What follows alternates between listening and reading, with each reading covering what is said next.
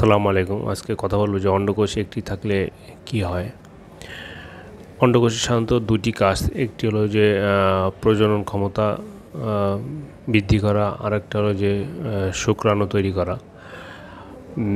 একটি পুরুষের সাধারণত দুটি অন্ডকোষ থাকে, তবে কোনো কারণে এটি জন্মগতভাবে নাও থাকতে পারে, বা জন্মগতভাবে এটা পেটের মধ্যে থাকতে পারে, বা অন্য যে কোনো জায়গায় থাকতে পারে, বা কোনো অপারেশনের কারণে যেমন ক্যান্সার টিউমার হলে এটা কেটে ফেলে দিতে পারে, অথবা আপনার দেখা গেলো রোড অ্যাক্সিডেন্টে বা কোনো দুর্ঘটনাবশত অন্ডকোষ একটি নষ্ট হয়ে যেতে পারে, ইনজুর্ড হয়ে পড়ে যেতে পারে, বা অপারেশন করা লাগতে পারে।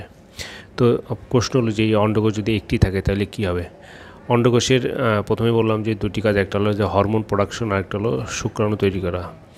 আমাদের যে হরমোন টেস্টোস্টেরন আছে, টেস্টোস্টেরন হরমোনটা এই অন্ডকোষ থেকে তৈরি হয়, যেটা পুরুষের দৈহিক বৃদ্ধি, কণ্ঠস্বর পরিবর্তন, আরও যে সেক্সুয়াল ক্যারেক্টারিস্টিক্স আছে সেগুলো নিয়ন্ত্রণ করে।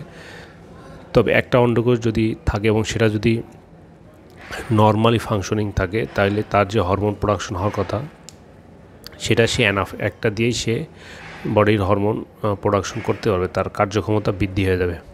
আরেকটা হলো যে সে শুক্রাণু যে তৈরি করে, সে যদি যে অন্ডকোষটা আছে, সে একটা অন্ডকোষ যদি তার কার্যক্ষমতা স্বাভাবিক থাকে, তাহলে পুরুষের যে পরিমাণ শুক্রাণু তৈরি হওয়ার কথা, তাহলে সে ওই পরিমাণ শুক্রাণু সে তৈরি করতে পারবে।